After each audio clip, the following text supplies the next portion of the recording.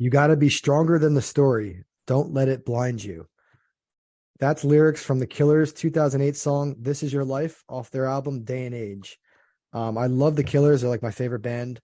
That song's awesome. The album "Day and Age" is awesome. I really like that lyric from the song because it's like in life, you got to be stronger than the story. Don't let it blind you because whether we know it or not, when we're existing in society, whether we be in any situation with our family, with our friends at work, it's kind of like a story. If you actually put it in place, like there's characters, there's stuff going on, there's subject matter, and a lot of things can really just make you question what's going on. You're rolling things and and if you're stressed out or if you're going through tough times, that's part of the story. But if you're stronger than the story, if you're stronger than that plot, and you don't let it blind you, and you just stick to you stick to your inner workings of yourself and what makes you who you are, and you're stronger than the environment around you and the circumstances around you, it can really give you a leg up in life. I really believe that. You got to be stronger than the story. So every time I heard that song by the Killers, that line always stands out to me. You got to be stronger than the story. Joe, how you doing today? Not bad, Shawnee. How you doing? Doing pretty well. It's a post-Christmas show today. Yesterday, Friday night I went out for Christmas Eve with some family. I had a good steak. I had a filet, a huge filet. It was friggin' delicious. It's a place I've never been to. Place was good. I got mac and cheese. That was good. Enjoyed my Christmas Eve. I don't want to bring this up. We'll talk about this later, but I enjoyed the Cowboys beating the Eagles. That was nice. I'm sure you did. So that was nice. And then Christmas, I spent it with some other family.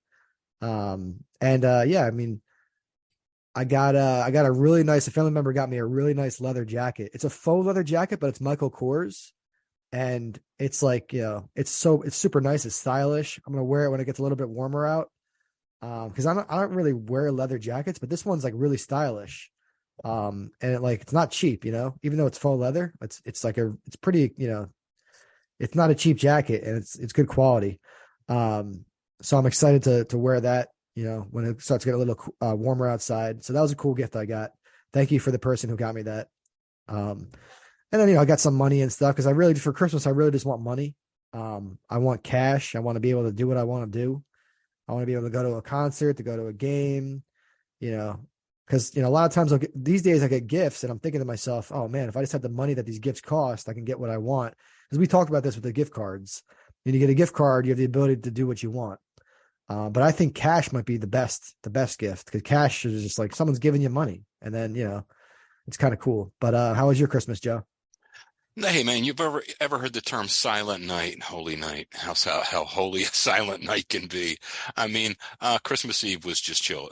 I chilled at home actually on Christmas Eve, and Christmas Day spent a few hours with some relatives and had a little something to eat and came home. And all in all, very very small get-togethers, and silence and relaxation is what it's all about too.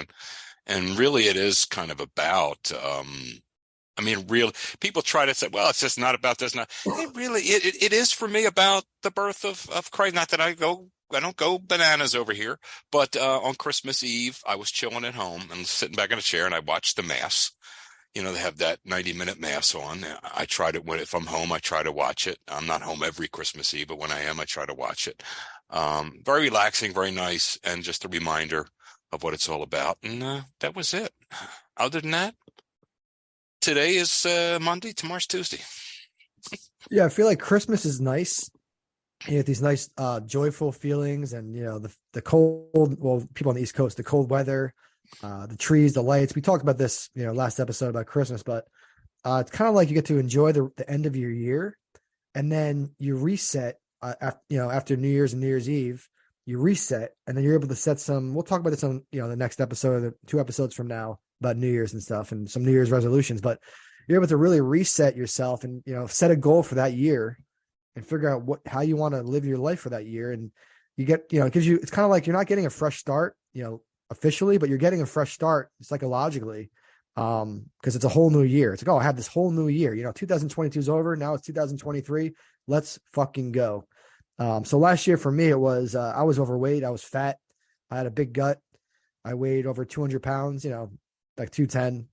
Not too crazy, but I'm only like 5'8", 5'9". Yeah, I was gonna say for your And frame, that's a I was lot. an athlete my whole life, so being overweight was not normal for me.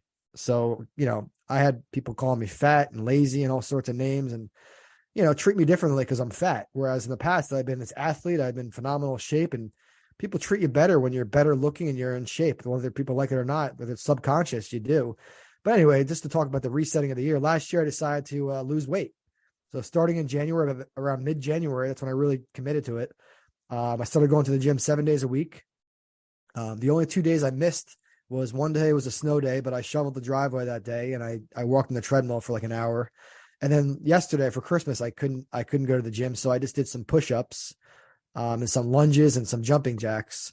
But anyway, I lost, I'm down to like 150 pretty much. I lost about 60 pounds in 2022.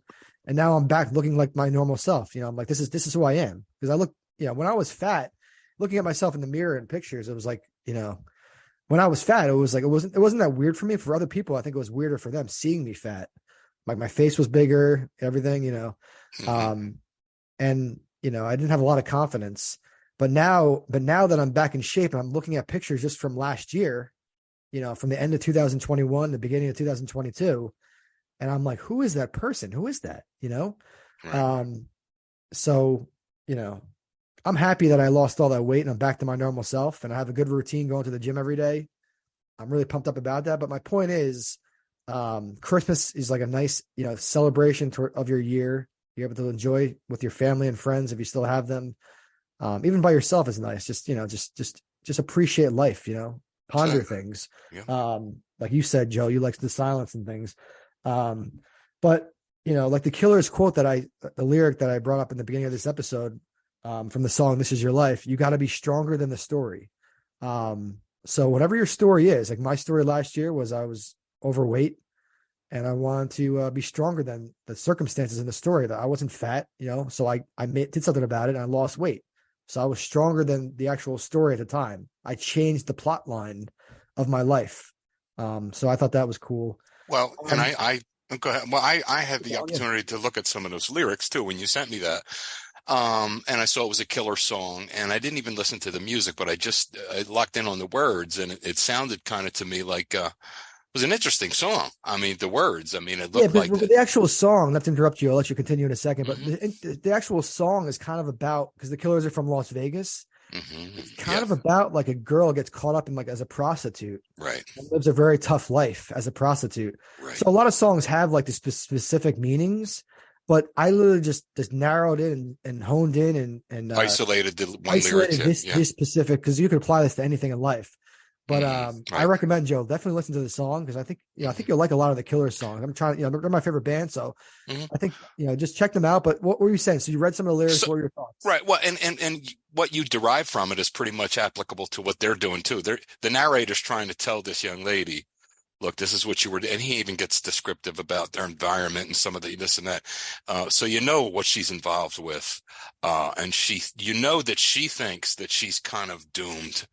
Um, you know, the self-fulfilling prophecy they call it in psychology, Yep. that she's kind of doomed for that, and he's trying to explain to her, no. No, no, you can at random, you can pick it up and you can go a different direction and don't, something about the shadows following and this and that. I don't Yep. know if Yep. that's, but it was, hey, young lady, come here.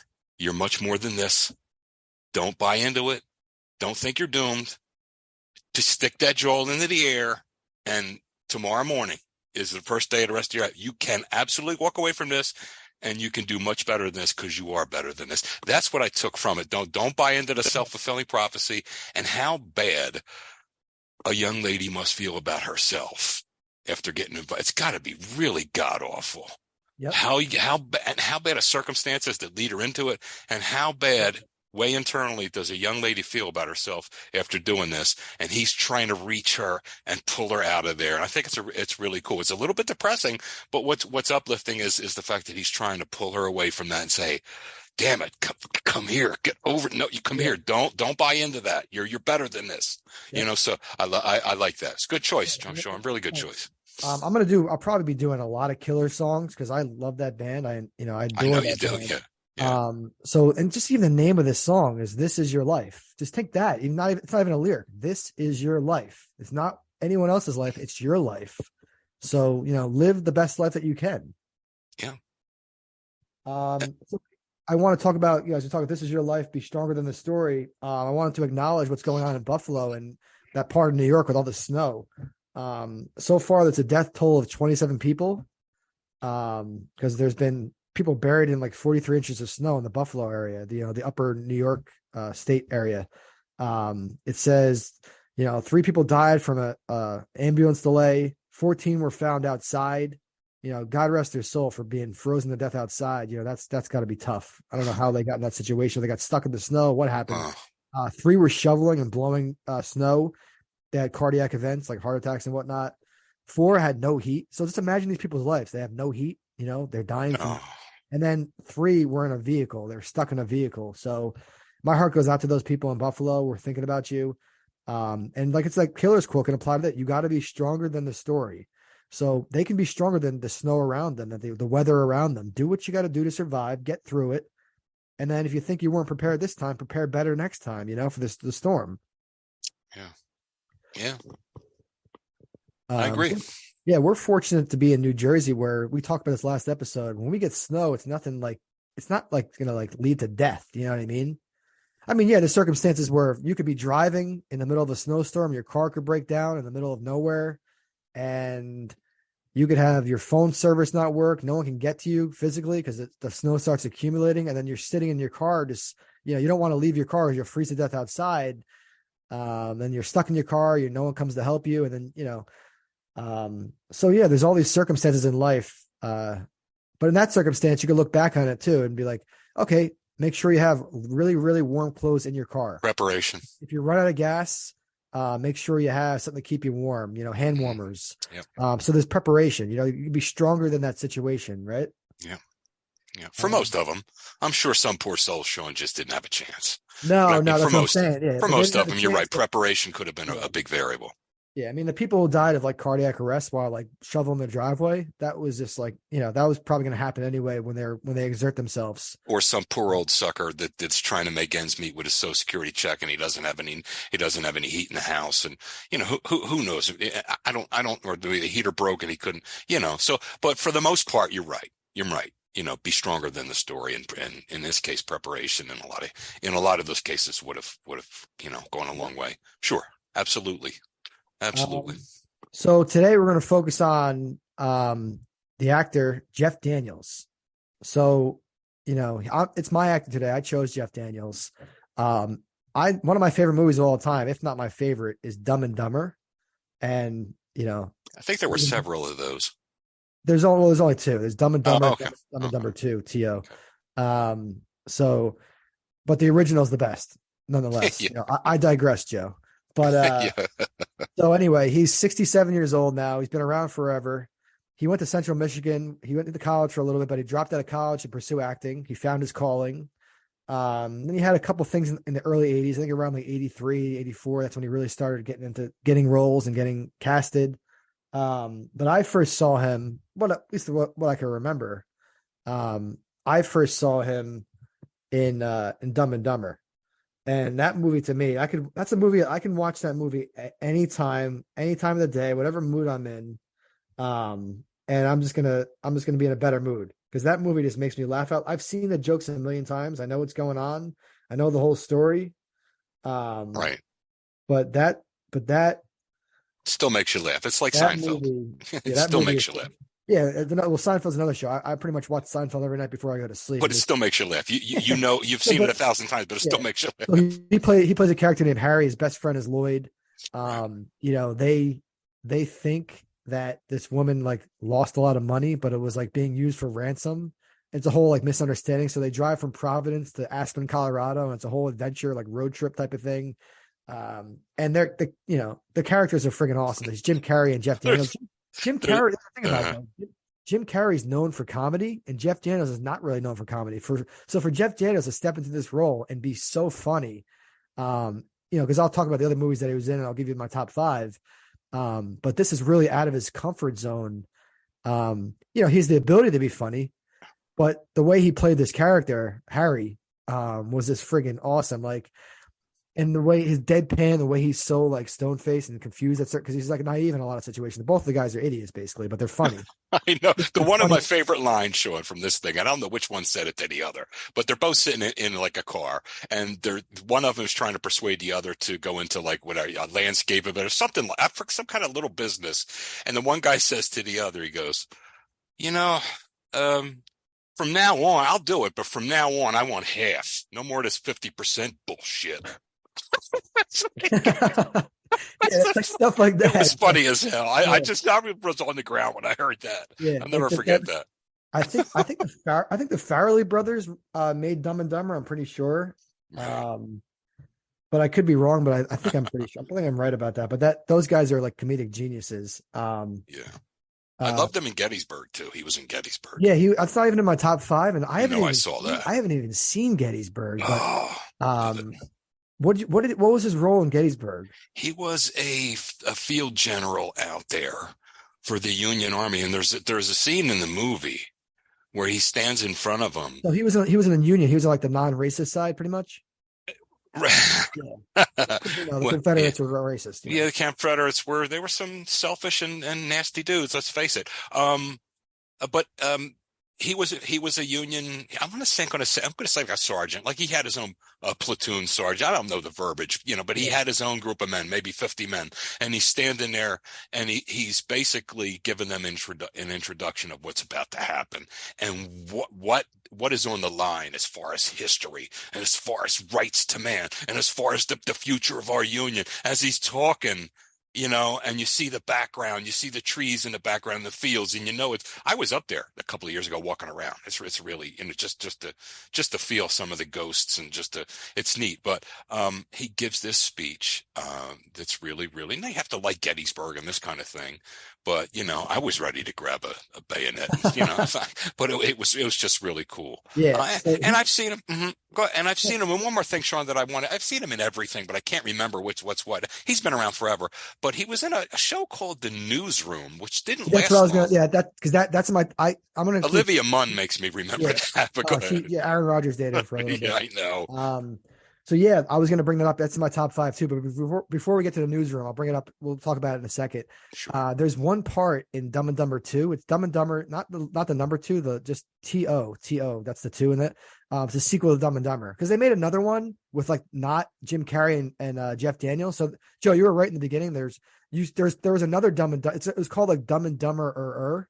Like instead of after ER after Dumber, I thought there were several, but of them. it wasn't the same Jim Carrey and Jeff Daniels, so it wasn't nearly as funny. So I didn't, but to me the real ones are Dumb and Dumber and Dumb and Dumber 2. But in Dumb and Dumber 2, Jeff Daniels he finds out that he might have a kid out there. The kid's like grown up now, so he goes to find his daughter, and he tries to find his parents because he needs like a donor. Like the daughter needs like a donor. Or he needs a new kidney or a liver or something like that. He needs a donation. So it has to be from a family member.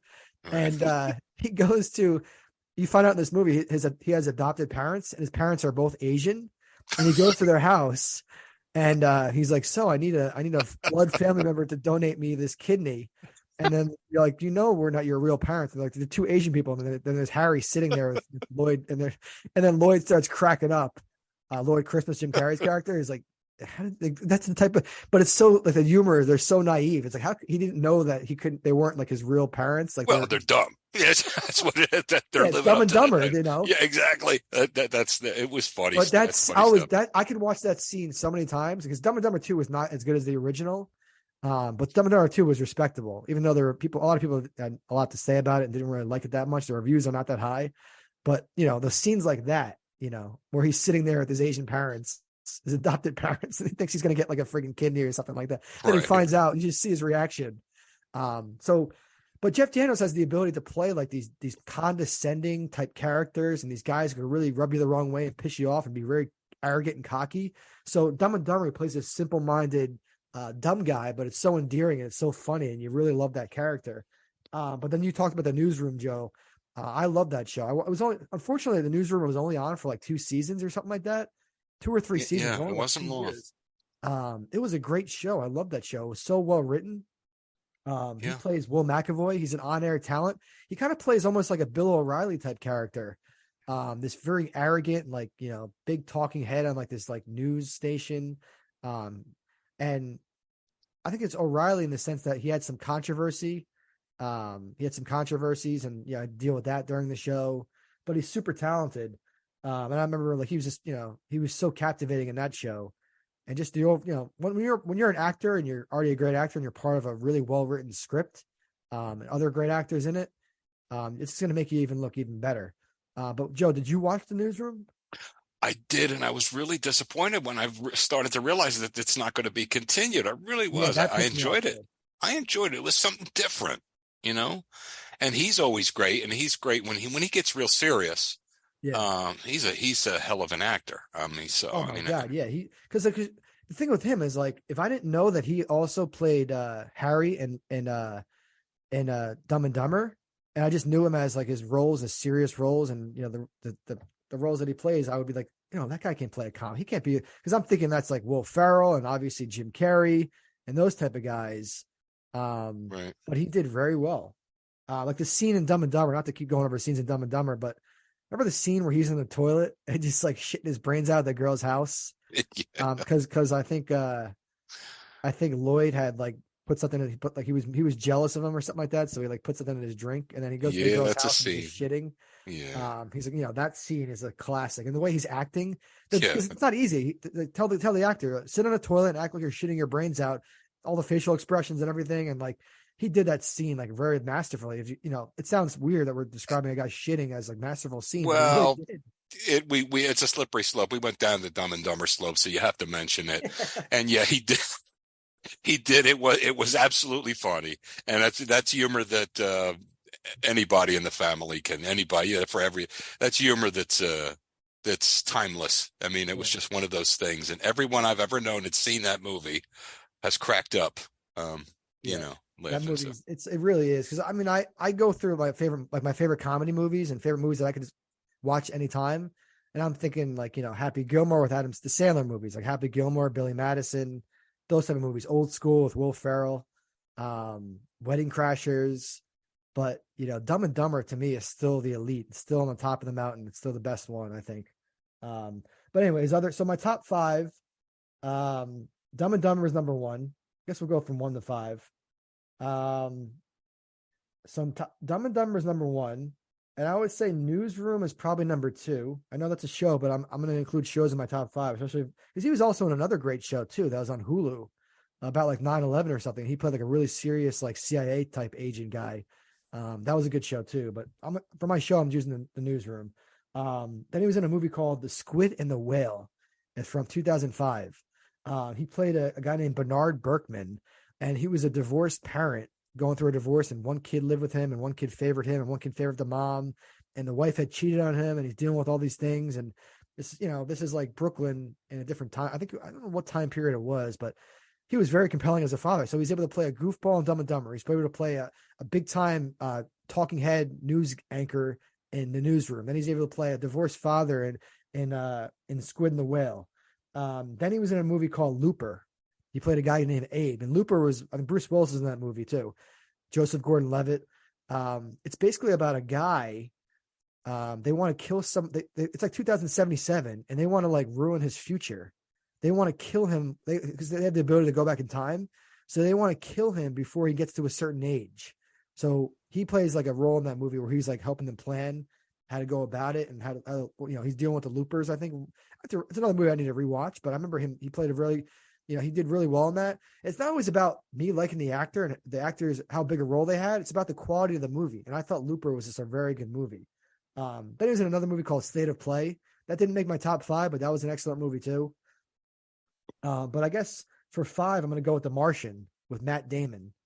Matt Damon's a great actor, but yeah, Matt Damon's like stranded on Mars and everyone thinks he's dead. yeah. And Jeff Daniels is back in the Earth, like in the control room. Like, Great movie. Yeah. So, he's able to play. He's able to, but he has like a certain niche, like these condescending, like high level, like they have a high level job and they have to make like important decisions. And he's able to like be believable and give like these lower like associates like orders. So he's able to really play those roles really well. and he comes off as so arrogant and confident. But you know what? He knows what he's doing. Like he's a believable A actor for CEO sure. type, yeah. He's a CEO type, if Yeah, absolutely.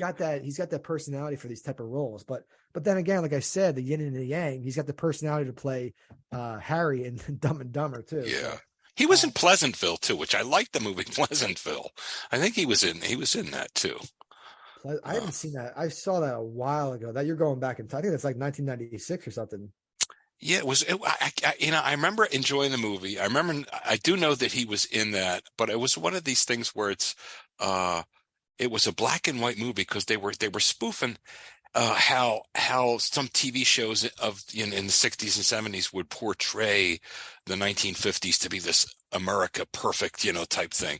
And it was a black and white movie with spots of color here and there. It's really well done. Yeah, I think He the was in, premise is from '98. Two 1990s teenage siblings find themselves in a 1950s sitcom yeah, where their influence profoundly changes the world. I like the concept. It's actually on yeah, Hulu right now. I might it's actually cool. rewatch that movie. I haven't seen it a Um, dog's age. I remember he was in it though. I figured yeah, I'd but mention it. Toby Maguire's in it. Another actor, which we'll probably focus on one episode. William Macy's in that. William Macy's an excellent actor too. Hmm.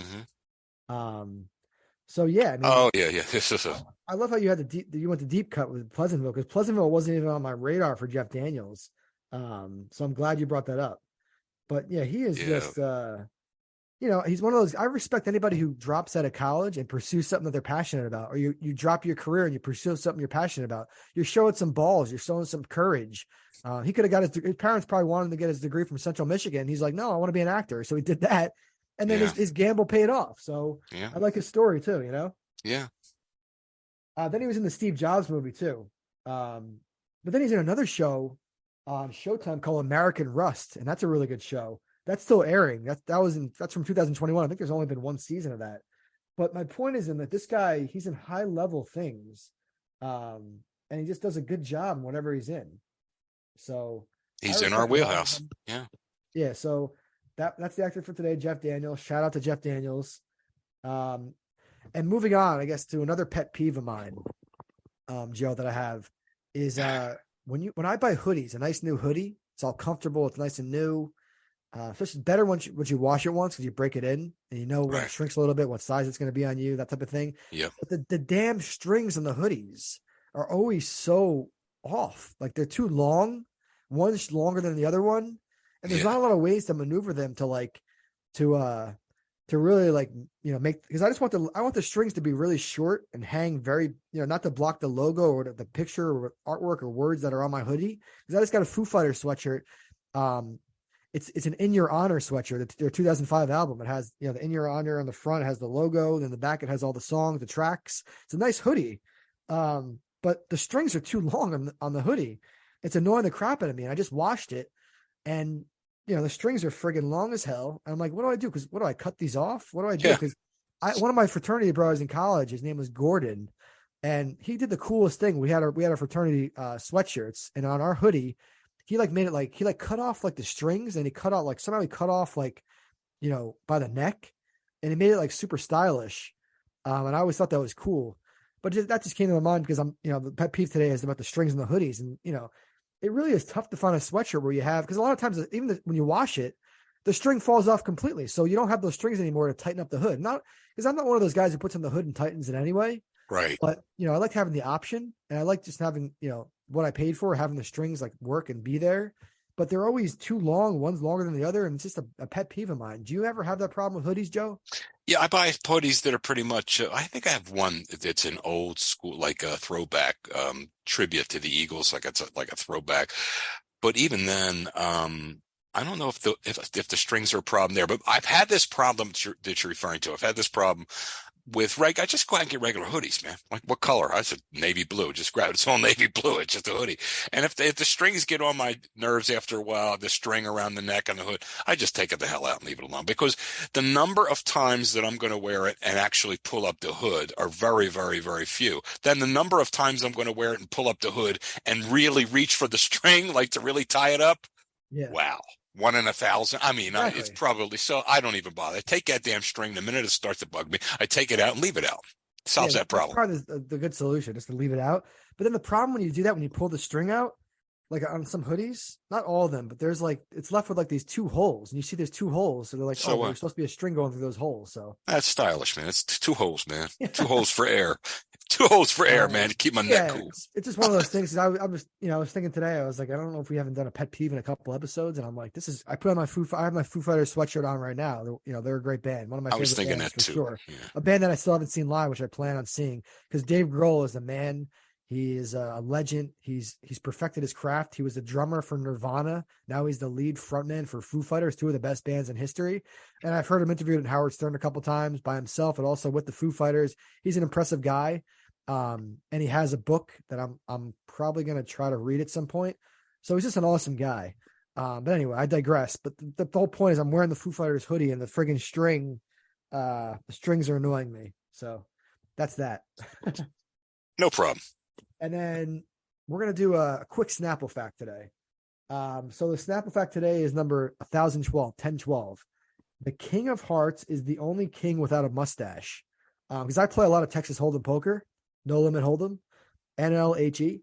And, I don't even notice this stuff a lot of times. And a lot of times I'm playing with digital cards and I'm not really looking at them closely unless I'm at a casino, then I'll like look, even when I'm at the casino, I'm not paying attention to the cards, But growing up, everyone played with cards. They played poker. They played Go Fish. They played this game called War. When you just, you each have a stack of cards, and whatever card is higher.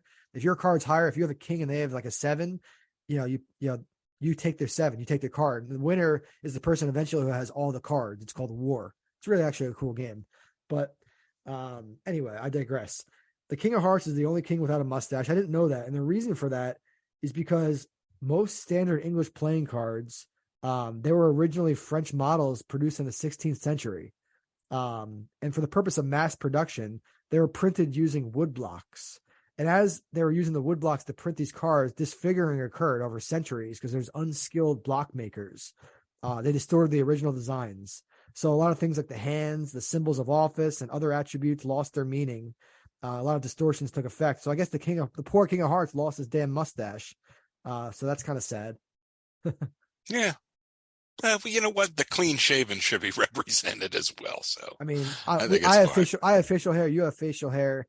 Right now, I think real men have facial. I'm joking. Not everyone can have whatever they want to do, but Exactly. yeah, I mean, you're doing the glass half full. The block makers didn't do their job good enough, and they didn't have the technology to do their job good enough. Therefore, the mustache was gone on the King of Hearts. But you're saying, yeah, represent clean shaven men. I could vibe with that. Oh, well, no, do you want us to start dressing like those jokers from 300 or 400 years ago from France? They look like if you walk those guys down the street today, they'll look like a mummers parade or something. Come on. So, I mean, it's just one of those things that, yeah, okay, I don't look like some of those guys from France. That's good. I don't know. From France a couple hundred years ago, yeah, I don't necessarily want to look like them. Look, this is all tongue in cheek, but what I will say is, it's good that they don't all, that what message does that send? To be a king, you have to have a mustache? Yikes. I don't know about that. You know what I mean? They should at least put a goatee on anyway, not just the sole mustache. Anyway, times change. I like the must. Some guys can get away with just having a mustache, and they, just the mustache is a cool look for them. But then there's other guys, they grow these like weak ass mustaches, and it's like, what are you doing? It looks like you got shit on your lip, Right. But I respect the guy who goes all out with the mustache. They have the little curls on the side. There's some baseball pitchers like old, with that. It's like a cool look. You see it, athletes have it. Like, oh, that guy's got a cool mustache. But yeah. I was always able to grow one back in the day, and I would just grow like a Tom Selleck mustache. That's what I would just grow. But I would let it get a little thick. I mean, if I'm going to wear it, I want it to be a little thick. I want it to be, mean something. But I guess that goes into our next topic. The article the current event I'm focusing on today. It's called "As Applications Fall, Police Departments Lure Recruits with Bonuses and Attention." It's about the police departments all over the country, and ever since the George Floyd thing, they've had trouble recruiting new officers, and they've lost a ton of officers. A lot of them retired. A lot of them chose other careers. People don't want to be police officers. It's a very crazy environment we're living in, where police officers, unfortunately, are looked at as the enemy because of a couple bad apples, whereas like 98% are probably good, and there's a 2% are bad, like you always say. But but it's a good transition from what we just talked about, because a lot of police departments have a no facial hair policy. Like the New York Yankees have that too. But I think the Yankees allow mustaches or something. But anyway, but a lot of police officers, they're not allowed to have facial hair. So what a lot of these precincts are doing and all over the country, they're saying, yeah, you could have facial hair. Yeah, you could have tattoos. You could have all, because they want people to be police officers. So they're able to attract candidates, which they may not have been able to attract in the past. One thing that they're doing is, like I said, there's been an exodus of disgruntled officers. They're having like signing days. Like, when a recruit for college football or basketball has a signing day, he puts the hats in front of him and he chooses the hat, he puts that on. That's the school that he's going to. Yeah. They're having that for the officers, and they're making it a big thing on social media. Like, these are our new officers who we just signed. They're joining our department, and they're giving these officers tons of bonuses. Like, they're giving them like $30,000 bonuses just to be a police officer. Not just to be a police officer, because that's one of the most dangerous and hard jobs in the world. But the point is, they're giving them like 30 grand from the beginning, and then they're increasing their salary. And the new officers are making almost as much as the tenured officers, because we need police officers, right? We can't just have like social, because what people are trying to do also, they're trying to have like when they're dealing with like mentally ill, like criminals or whatever, who are on the streets, they're sending in like social workers instead of police officers to deal with them, to talk them down and figure, try to get them to like not commit the crime, or, be peaceful and get them some help. So there's all these different like police reforms people are doing too. But at the end of the day, you still need real cops with guns and weapons to protect people, because we like to feel protected. Because, there's public safety, like the ACLU wants public safety programs that do not involve policing, but I really don't know how that's going to work, because you have to have real courage to be a police officer. You got to be a tough person. And the idea of just having a public safety officer, because, I went to school, I know public safety officers, those guys are not like real cops. And I don't know a lot about them because they never really have to prove themselves, and because there's not a lot of stuff going on college campuses, but I like knowing that there's real police officers protecting me. But it's kind of interesting. They're finding more success with middle-aged applicants looking for a career change. So a lot of times it's these young guys and people out of the military and things like that, and people want to be cops their whole lives. But now people are changing careers. They see opportunities to make some good money and to have a job you can take a lot of pride in. Yes, it's very dangerous. Yes, it's very stressful. Yes, the divorce rate is high for police officers because they live a very stressful life. It's like being in the military. You're going to have some PTSD and some things that happen. You have to be really tough-minded and thick-skinned. I was close to doing it back in the day. I was really. So what was your thinking when that happened? Like why'd you want to be a cop? I wanted to be a cop because it was congruent with my personality. I've always been a physical guy, and I've had a little bit of an edge, and it looked like something that I wanted to do. I like the uniform too. I like visualizing myself in a uniform and being proud to be an officer and being a good officer, to protect and to serve and to do the right thing. But there were things that dissuaded me from it. I had a couple family members kind of lean me against it too, but it was just one of those things where, there's a horrific car accident, and you're the first. I talked to some people too in the line of work too.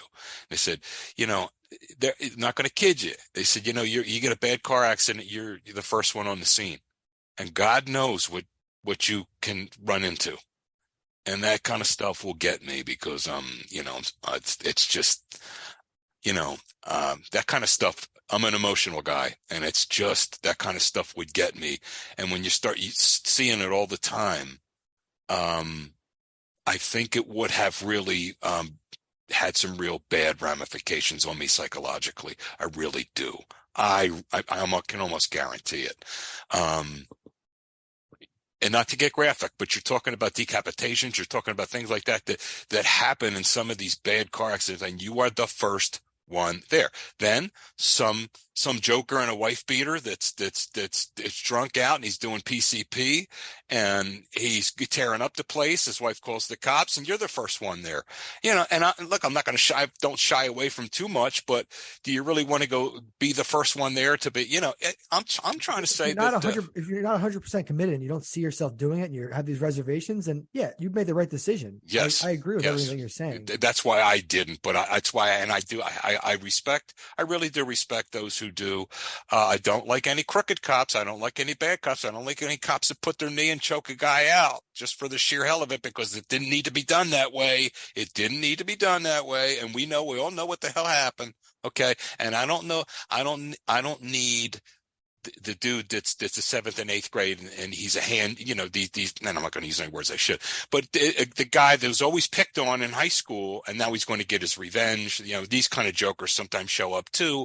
But for the most part, we have damn good cops everywhere. And like you said, we need more. And the first thing you say when something is when the shit hits the fan is call the police. Oh, but now what are you going to say? I don't know. Call the who? I don't know. So this whole thing a couple of years ago with the defund the police and do this and do that, that was idiotic. It was asinine, and it was just a few bad apples. Right. It was just a few like absolute. I'm sure every department lunatic has fringe. It was a lunatic fringe. Yeah. Every department probably has at least one bad apple. And unfortunately, these bad apples can really cause chaos and bad reputations for everybody. Yeah. And it's more than just one every once in a while. Let's get real about that too. But sometimes if they're there's all different things. If they're crooked, if they're like if they go bust a drug thing and then they're keeping some of the drugs or keeping some of the cash, that's right. The most normal type of crooked. But then there's just deranged and depraved where they're choking people with their knee and they can't breathe and things like that. That's a different level of corruption. Right, that's a bad and that's the guy that you first want to get out. And you want to get out the guy that's on the take and doing this and doing that, but you want to get that guy that's you want to get that. I just can't get over watching that thing in Minnesota a couple of years ago. And I know the dude, look, even if he was on something, he probably could have, he was on something and he was a handful. He was a big boy, but you got 4 of you jokers standing around. And from what I was sitting there watching, we were all watching, dude, you had him down.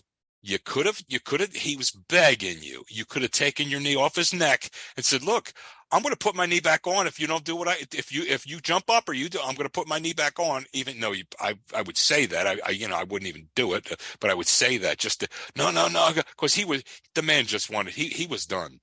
And then you had 2 or 3 other guys there that could have just, you could have literally just sat on his back. He's not getting up, dude. And you had him handcuffed.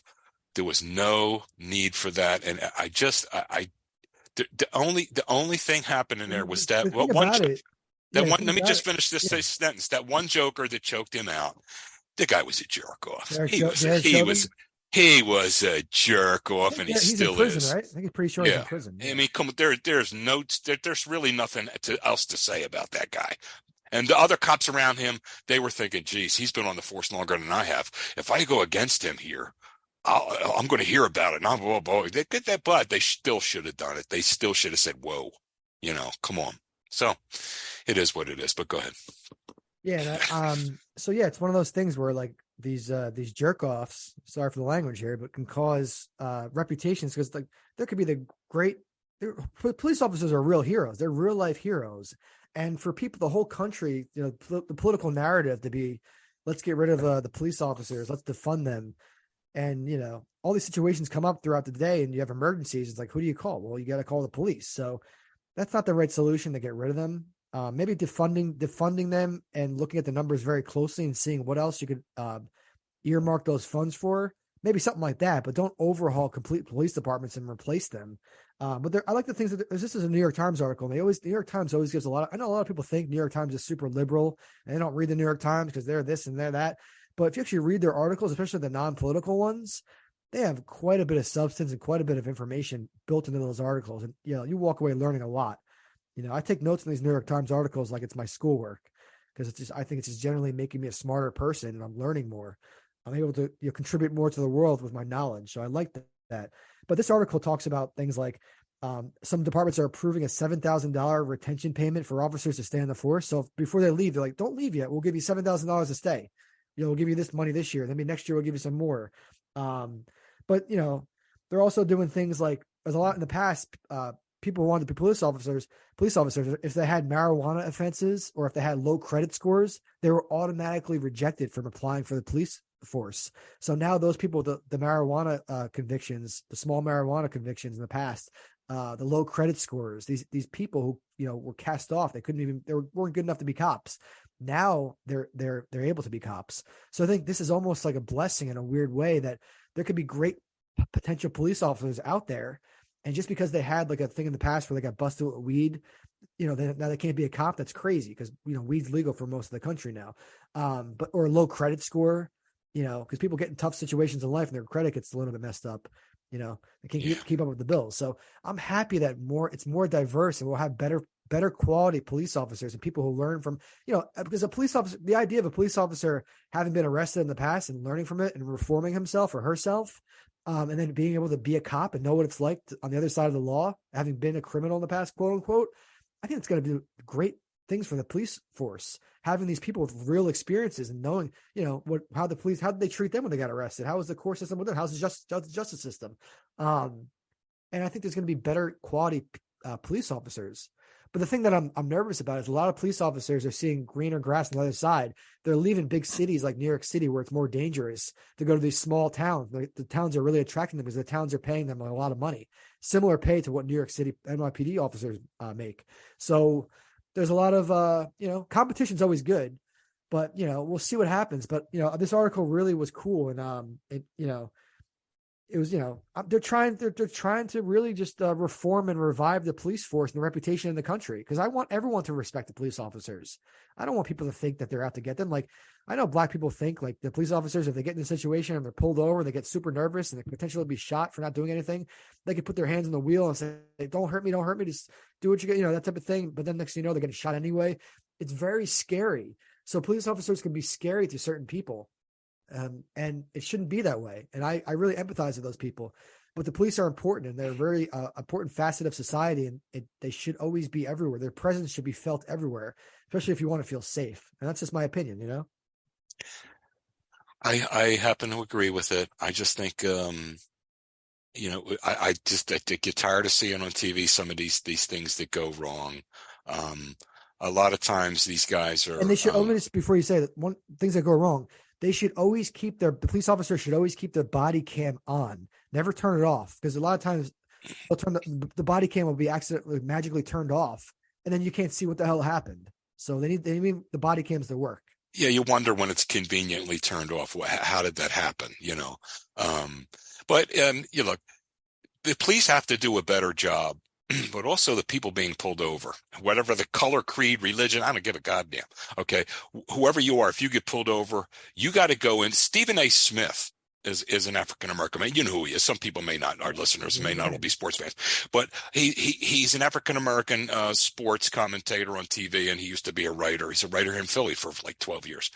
But he told his son, because this is in the African American community, that's what they do. The fathers and mothers sit down with the sons and they say, "Look, here's a rule book. When you're pulled over, you do this and you do this," because they want to keep their kids safe. And unfortunately, they have to have different rules when they get pulled over as opposed to like white people, for example. It's very sad, but it makes sense because they don't know what the hell's going to happen. Who is this officer?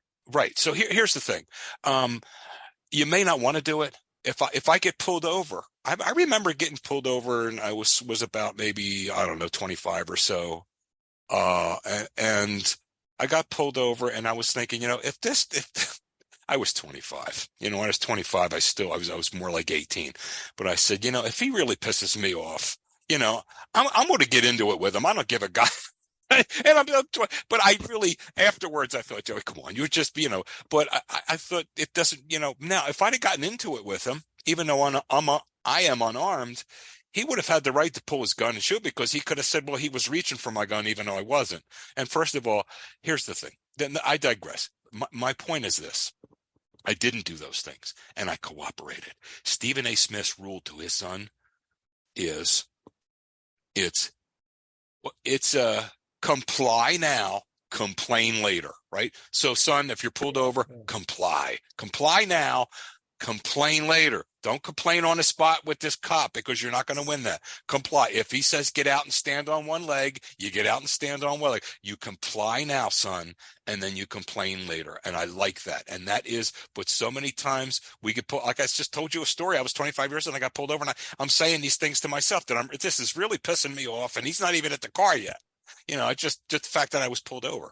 But I thank God I was able to keep my head and like be, whatever, talk myself out of doing something silly like that. And a lot of times these guys are getting pulled over and they're trying to run away because they're afraid of going back to jail because they're on parole or something like that. And they may have this or may have that. And so that a lot of times you have that too. But we need a better job from the police, certainly. And we need a better job of whoever's getting pulled over, black, white, green, red, I don't give a damn. You get pulled over, and for that 5 minutes or so, you acquiesce. You give this cop exactly what he wants. You call him sir. You do everything by the book. Even if you don't, and you can drive away and call him whatever you want, because it's really like you might hate the cops. You might be very scared and just aggressive thinking, but complain later is a cool thing to know and learn, because you don't know who you're dealing with. And the cops have power over you. They're really the authority in a lot of these situations. Right. So for that moment, no one should feel scared, but like if you're pulled over, you might have been doing something wrong. So you're automatically kind of nervous, and you're not in the right state of mind to deal with pretty much a lot of people because you're like scared. And pissed off sometimes too. Like, what the F are you pulling me over for? I agree. Just nod your head, do what they tell you to do. And then, if they start mistreating you, hopefully you don't get killed and hurt. Then it's an issue later where you're like, okay, now we got to sue these people, And you know what, Sean? And it starts with when that person walks up to the window, it starts with not being a smart ass. And was the first thing I was going to do, but I didn't, because I remember this clearly, but I didn't. Okay. And I haven't. I've been pulled over maybe a half a dozen times in my life, but to pull over, oh, no, sir. Yes, sir. No problem. Oh, I need to see this or that. Okay. I have, and I'll say this. It's right over here in my glove box. I can reach, I can go, and listen. So what I'm saying is be polite, be very careful. Don't make any moves until you ask special permission. And that's what I do. So everybody should do that. What I don't do is sit here saying, what the F are you pulling me over for? How about and start getting into this with him like he's like some guy on the corner, because he's not for that 5 minutes. And he may be he may be a yank or whatever. I don't know if he may be one of those guys in 7th and 8th grade got picked on through high school and now he wants to be. He might be a real Barney Fife for all night. I know, but if he's pulling you over for that 5 minutes, you got to acquiesce. Yeah, and that's what it is. Yeah. Period. Appreciate your insights and some anecdotes there for sure, because this article really, because that's a sensitive subject. People are like, don't talk about the police and don't even say publicly that you support the police. It's like, wait, I can't publicly say I support the police where I know that they've saved people I know's lives in the past and been there when we needed them the most. And these are like heroes, walking heroes. And don't say that you support the police. Yeah, it's like I told you. Look, man, we're not a political show here in this and that. And really, there is no political party. There's no political party that wants to see the police be defunded or anything like that. There's a lunatic fringe of one of the parties that wants that. Okay, so that's okay. It's okay. There's a lunatic fringe of the other party that wants to, wants to go back into the 1850s in some way. So I mean, look, you get these lunatic fringes on either side. We're not talking about them. Let them go out. Okay, so neither political party wants to see the police be abolished. Okay, that's insane. When you're right, we do need to study why we're losing people. And really, it's a tough ass job. It's a tough ass job, physically in some ways. Look, you're going to have 70 to 80% of your time where you're riding around doing nothing. But that 20%, oh man, Katie barred the door. Yep. And there's a lot going on. It could be like I was just telling you, that would have killed me. Those kind of things would have killed me emotionally. I couldn't have been the depression and everything that probably would have. And then, sticking your nose into some of these domestic disputes and things like that. You're the first one. God knows what you're going to be called on. And you got to be the dude, because now you pull up in your car and your uniform. You got to be the dude. Did you ever watch the show Cops back in the day? Yeah. What you going to do? Because I think the show Cops, is people are saying the show Cops shouldn't be on anymore or something something like that. They were getting, but I always found the show Cops very entertaining. You're getting a little insight because I know it wasn't a lot of serious disputes and stuff there, but you're getting insight from all over the country of what's going on in some of these police departments, especially at nighttime. And you guys, look what some of these guys deal with. You know what I mean? So you're not lying, my friend. So you got to cooperate with them onto a lighter topic. We'll move on to sports. I'm going to start off my bad gambling beat. It wasn't really a bad gambling beat. I just threw a bet on the Cowboys-Eagles game for Miles Sanders to score a touchdown, CeeDee Lamb to score a touchdown, and Tony Pollard to score a touchdown. The bad beat was, CeeDee Lamb scored 2 touchdowns, but the bad beat was Pollard was, he was near the goal line. The Cowboys took him out and let Zeke run like 3 or 4 times to get in the end zone, where Zeke just basically walks in. Zeke pretty much just kind of, he vultured Pollard's touchdown, because Pollard could have gotten the end zone too. So that's what I'm kind of getting annoyed at Ezekiel Elliott, because he's just taking all these like garbage touchdowns from Pollard, whereas Pollard's doing most of the work to get to the goal line.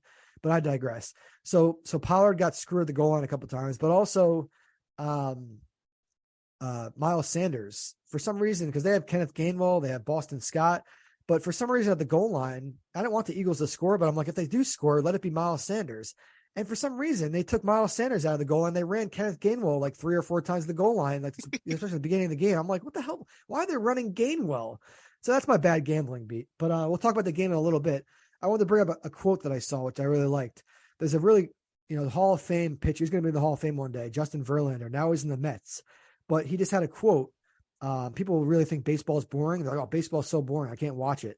He had a quote: if you think baseball is boring, you need to learn more. There is always something happening every second of every play. Learn the game and watch again. And he's right. It could be about any sport you don't have respect for. You think it's boring. If you really pay attention, there's a lot going on. So with baseball, it might seem boring to like some people. They're like, oh, it's just boring. I got to wait like 30 seconds between each pitch and this and that. But no, there's a ton going on. Sign stealing. The pitcher has to watch if a guy steals a base, especially it gets really exciting. Once a guy gets on base, the pitcher has anxiety. The pitcher not only has to pitch, but has to worry about the joker on the base. But there's always little things that go into it, like pitch selection, pitching changes when the manager comes. The thing I like about baseball is during the game, literally, you see the manager come out and talk to their pitcher and psychologically pump them up or decide to take them out. They're making all these intuitive snap decisions, to help their team win. So baseball is not boring, and I'm glad Justin Verlander had this quote. Yeah, I like it too. There's you have to sort of read between the lines that if you go to a ball game, if you go to a ball game and if you count up how often the ball is actually in play as opposed to how much time you spend there, but take a look and appreciate all the things in between. See what this guy's doing. See what that guy's doing. Watch the coach run out of the dugout and tell the center fielder, wave him over a little bit. Now he moves over into left center field based on information that he has about a hitter, not only about the hitter, but about what type of pitch they plan on throwing him and so forth. The little mind games, the little games within the game is what he's saying. There's the game within the game. So if you learn more, you're going to study the game. You can learn more about what's going on within the game. Yeah. So. And we're going to talk about the Eagles Cowboys in a second, but did you watch any of that Sixers Knicks game? I watched the second half, most of the second half. Yeah. So it's a story of the next season. They're playing well, and then they just all of a sudden you look like if you go to the bathroom, or you go talk to somebody, do whatever you're doing, and you come back like 5-10 minutes later to continue the game, they're down by like double digits. You're like, what happened? This is we won 8 straight, then we lost to the Raptors. Then we beat the Bulls. Then we just lost to the Sixers. Oh, we lost to the Bulls too. Never mind. We lost to the Bulls. We were supposed to win. Here's my frustration with the Knicks. They're supposed to beat the Bulls. There's 6 seconds left, and Jalen Brunson's he comes from Villanova, and Villanova's every year. Villanova is usually the number 1 free throw shooting team in the country, so he knows how to have this composure and how to get those free throws. We're up by 1 point, and Jalen Brunson. This is the Bulls game, not the Sixers game. He goes to the line, and he misses 2 straight free throws, and then the Bulls go down the court, and then they win the game. It's like all you have to do is hit the free throws. And the worst thing that would have happened is they would have hit a 3 to tie. But I'm a guy who, I'm a big advocate in basketball. If a team is down by 3 and they need a 3-pointer to tie, just foul the guy, because all you can get is 2 free throws at the most. Foul the guy. Don't foul him while he's shooting a 3, but foul him before he gets a chance to get a shot off. And then just, you don't have to deal with that. But that's my personal philosophy on that. But anyway, the Knicks are frustrating. The first half, they were in the game versus Sixers. It was a good first half. And then the second half, it just got out of hand and ended up just was really the fourth quarter is when it got out of hand. They friggin' just blew it. But did you see anything that you liked from the Sixers? And by the way, You know, they've won 8 straight. So they were 12-12. Now they're like 20-12. So your Sixers, to keep an eye on them because they're playing pretty well. thank you. They're starting to pick it up, and I would normally say, well, they beat the Knicks. It doesn't. They beat the Knicks, who have been proven to be in the And last it was in month New or so. York. It was in New York on Yeah, Christmas. it was in New York on Christmas, and they came back from behind. It's like they said, look, let's LFG, let's go. Let's get this thing going.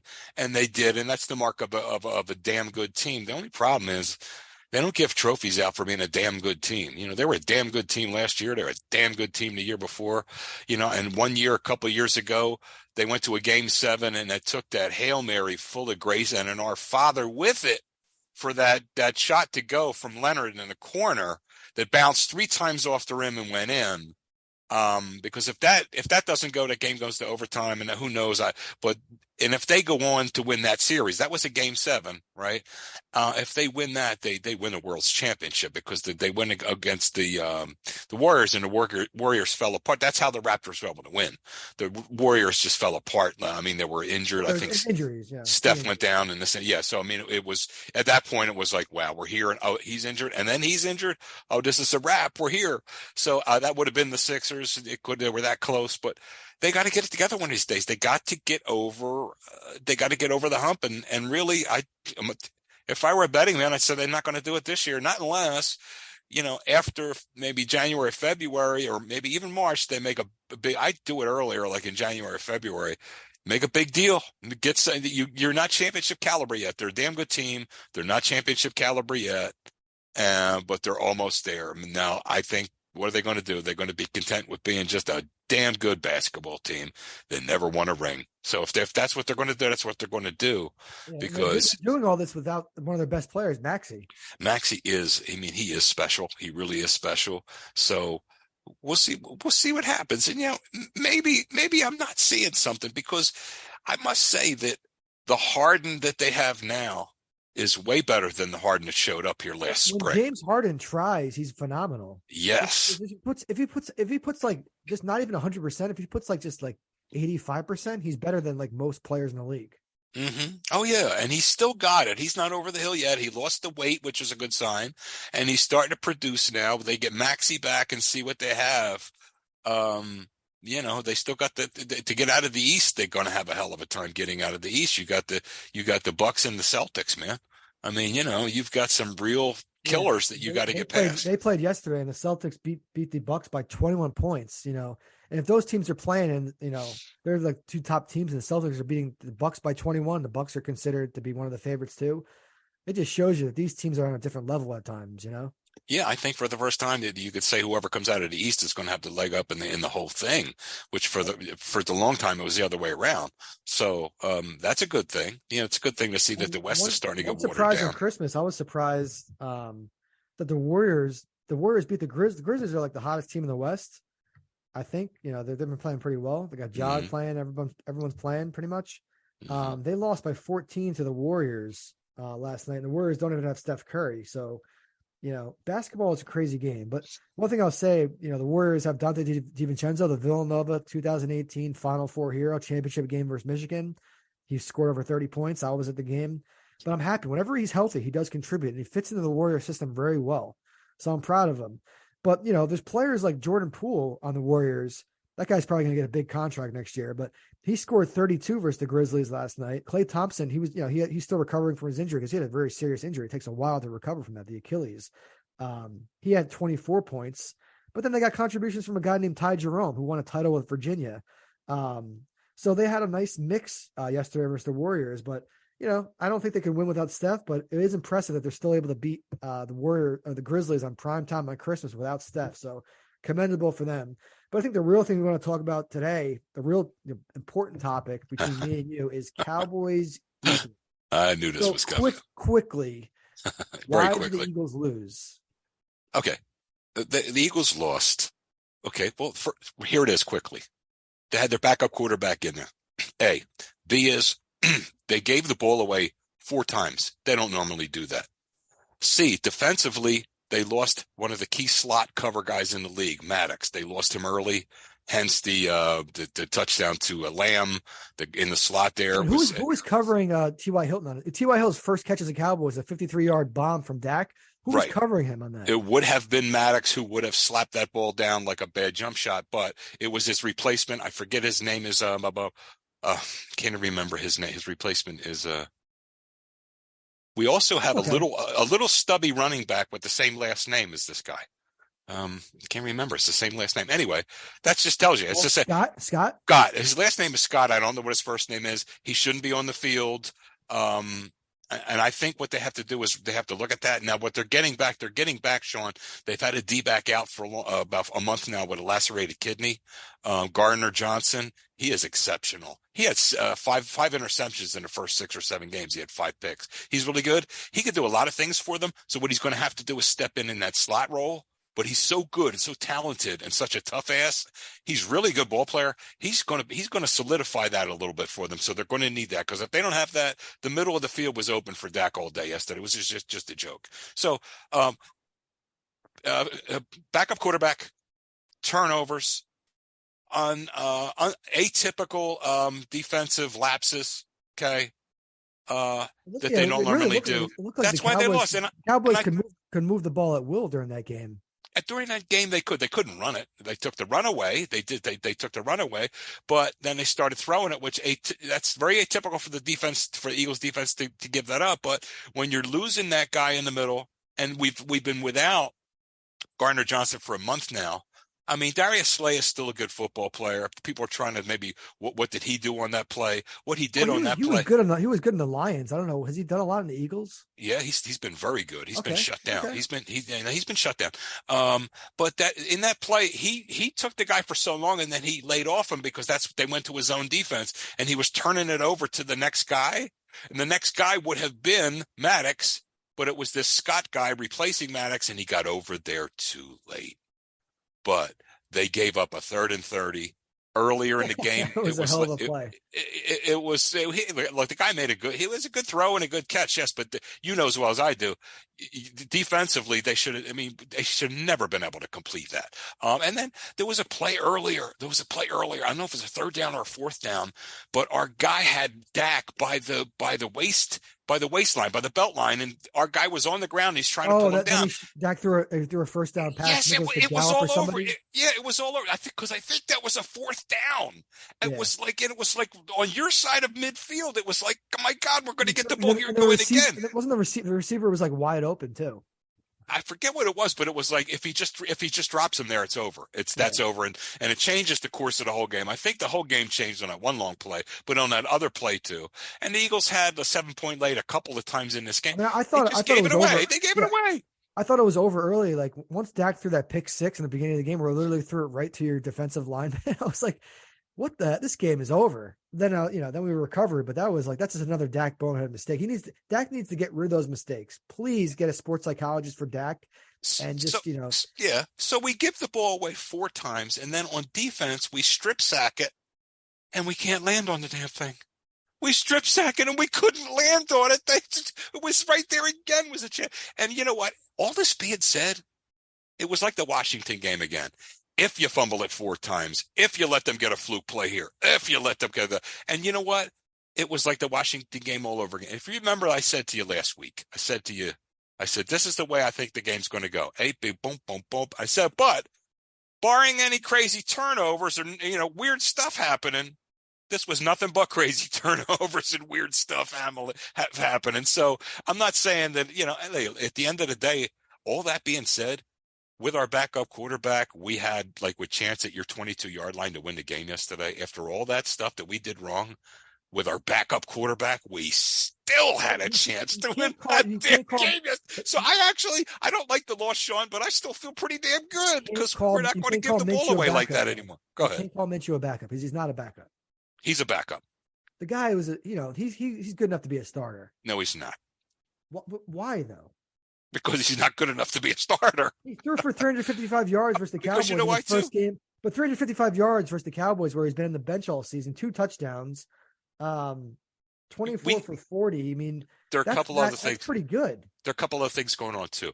He doesn't get the ball down the field like Jalen does. Jalen has become No, he they has say you're become one comparing of the him. best. Don't compare him to Jalen though. Just like you don't think I don't think he's a good you don't think backup. I Minshew think he's a good can backup, but I Minshew don't think start for he's the a starter. Jets? You and I will differ forever. I don't think he's a Okay, starter in this league. I think he's an excellent Can he backup. start for the But Jets? Jalen is a very good down the field thrower. They Yeah, never stretched the field yesterday. They never took the ball. The farthest pass I think was only like a 20-yard pass. They never really stretched it down there. Okay. That's A.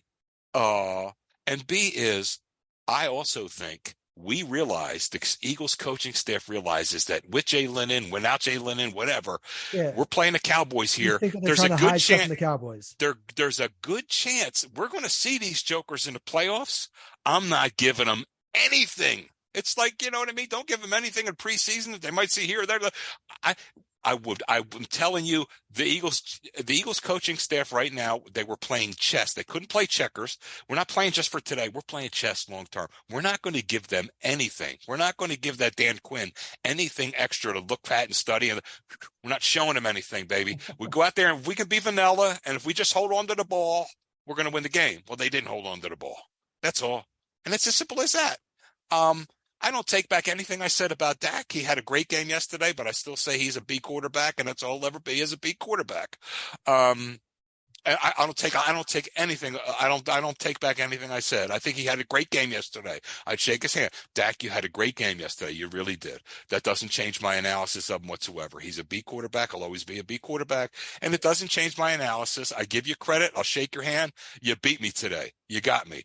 You know what? Next time, I don't think it's going to go down this way, brah. I really don't. But I don't care who you are. If you play a pretty good team and you give it away 4 times, you're probably going to lose. All that being said, we're 22 yards away from winning the game at the end of the game. I mean, if you'd have told me they're going into like this place where it's hard to play and it's a real good team and they're going to give it away 4 times, I'd say, okay, we're going to lose by 25. No. We still have a chance to win a damn game in the. Now, both teams need to get their defense in order. Both of these teams, Sean. But no, I shake your hand. I wear my orthopedic shoes. I stand corrected. But if you roll back the tape, after I gave you my analysis of the game, what was going to happen, I said this is barring any injuries or crazy turnovers. Well, we had both. So if the Eagles' last 2 games are versus the Saints and the Giants. Now those aren't 2 pushovers. I know the Saints are 6-9. The Giants are 8-6-1. But you guys could potentially lose both games. The Cowboys could win both their games. Wouldn't the Cowboys get the division title? Is that yeah, okay? Yeah, that's possible. But that's possible, but right, to be continued. Yeah, I don't think it's very likely. Yeah, I don't. Neither do you. So it's all right. Anyway, so yeah, I'm glad. I'll always love your Eagles analysis, Joe, because you're really passionate about it. You really care. So when people, because there's a lot of opinions in the industry. People just do sports, specifically only sports. They're always like, don't be a fan of a team. But when it comes to breaking down games of your favorite team, the fan that breaks down the game is really, you can hear the passion in their voice. So. Yeah. If you weren't an Eagles fan, you were talking about the Eagles Cowboys, I guarantee you wouldn't have nearly as much passion describing, what you saw. So I appreciate that about you, man. Thank you. No problem, bro. As far as Christmas dinner, can you give just a little bit insight into what you ate? Oh, a little bit of turkey, a little bit. I did this. Didn't we do this the other day? You talk about what you like, but is that what your sister made? Yeah. It was my niece, and it was the turkey, the stuffing, mashed potatoes, sweet potatoes, all that good stuff, normal stuff. Why we back on Christmas dinner? We started there an hour ago. Yep. Yeah. So that's all for sports today. I'm glad everyone's listening. Just another edition of Sean Matthews podcast. Joe Thurman and me just trying to do our best, putting out 2 episodes a week right now. We're on Spotify, Apple, TuneIn Radio, RSS is the feed. Social media links will be in the bio description of this episode. Everyone, have a great week. Joe, you have anything to say? Yeah. If you come to a fork in the road, take it. All right. Take care, everyone.